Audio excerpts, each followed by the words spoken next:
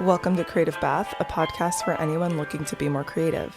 I'm Jaime, a multidisciplinary designer and artist with a background in psychology and a love for travel. I'm trying out some new intros. Let me know what you guys think, but I wanted to give more of a little scoop about myself before diving into the topics. I'm ready to get into it. So today I wanted to talk about how the design world is more of a show don't tell kind of a place, and how I think that this is also relevant to other creative jobs as well. But of course, because this is my world, I can speak based on my own experience, but you might have differing experiences. So just a little bit of background. I studied psychology initially, and then after a few years, I decided to go back to school to study design. And at the time, I felt like I just wanted to get a job. I was living with my parents. I wanted to get my life started, so to speak. And so I decided that UX was a good pathway for me. At the time, there were more jobs open than people looking for them. It's a little bit different now. And by UX, I mean, like if we're thinking about an analogy, so let's say we're building a house. A UX designer would be the person being kind of the architect. And then a visual designer, a UI designer would be more of an interior designer. And then the developers, the people actually coding the site, would be like the build team. So UX was kind of a natural next path after studying psychology because it involves research, it involves schemas. And by schemas, I mean breaking information up into chunks that make sense for people. And I thought it was really interesting. And I also knew that I had a passion for visual design. I loved making art as a kid. And over time, I got into science and I kind of have been finding my way back into art. And it has actually been only the last couple of years where I've been able to say, hey, I'm an artist. I really had a hard time with that label before, but my idea at the time was to study more of the UX kind of thing, get out there and get a job in design in general, just get into the industry. And then I was going to find more visual roles, work on visual stuff on the side. And that has largely been working. But one of the things that I didn't expect is how much people really need to see it before they believe it. You could say, hey, I have potential to do this thing. And potential in the design world doesn't mean as much maybe as in other industries.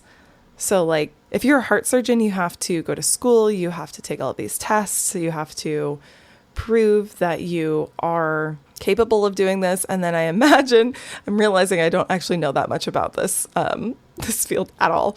But I imagine you do some practice sessions, you watch other people do it, and there's a way to train people to then learn how to do that. And for me in design, or design in general, it's more like, hey, where's your portfolio? Where's your reel? Where are the pieces that I can see to trust that you can do this job? And with that, there are people who are self-taught designers. They can get into different roles or prove that they have the skill set without going to college at all. Whereas I hope that no one is operating on my heart without a college degree, right? Like, it's just a different world. And design is interesting because it's kind of this blend between science and art.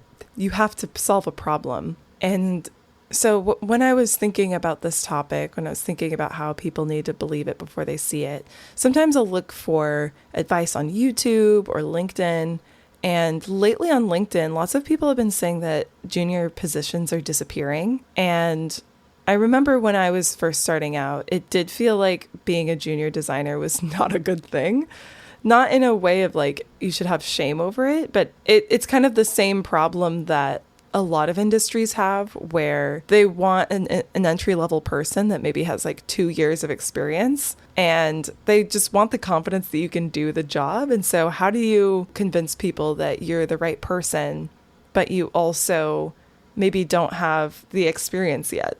And I was talking to a design student recently about how it's important to take opportunities early on, even if they're kind of weird or maybe not exactly what you want to be doing. It's kind of this, if I could draw a graph, or some sort of chart, it would be about how in the beginning it's more important to take any opportunity that you can. And then later on in your career, you can pivot and steer towards things that you are more compelled to do. For instance, for me, my first design job was working on Upwork with a guy who wanted to make flyers to send to his wife's boss because he wanted his wife's boss to leave the job. And it was super random. And I remember talking to my friend and asking her, do you think that this is okay to do? Like, there are other projects that might be more relevant to where I'm trying to go. And she was like, hey, if someone is willing to pay you for design, just do it. Just get your foot in the door. And I was like, okay. And I did that. And then a couple of other contracts came. That's ultimately what led to me getting my first kind of bigger role. And so my advice to designers, if you're listening and you're a new designer, take any opportunity you can. If someone offers you an opportunity, try it. Try your best at it. Ask a friend if it's a good idea, and then go for it. Another piece of advice I would give is to prepare before the opportunities come. So what do I mean by that? If you want to design an album, if you want to design websites, start just making them for fun. Make them for things that are interesting to you. Kind of think about it like a piece of art where you just have the audacity to make it, right? The more that you prepare for the kinds of roles that you're excited about, the more you're going to be confident when they actually come. And the more you're going to be able to take it and run with it, right? A title of a book comes to mind. I'm not sure if I've talked about it already, but Aries Moras has a book called Make Your Own Luck. And I love the title of this book. They talk about different projects that they did and who they talked to make certain opportunities happen for themselves. I just feel like it really rings true, and it's something that I've really found in the past year. I was running into a lot of walls with doing more visual and branding design, and I had to make my own luck. And a part of making your own luck is telling people, hey, I'm interested in doing this thing, and showing people work that maybe is a draft and maybe not your best, but you're actively working on it. You're showing that you're trying to improve. And I think there's a lot of value in that. So this one was a little bit of a short one, a little bit more of a ramble. If this was interesting, if this was helpful for you, please like and review, and I'll catch you next time.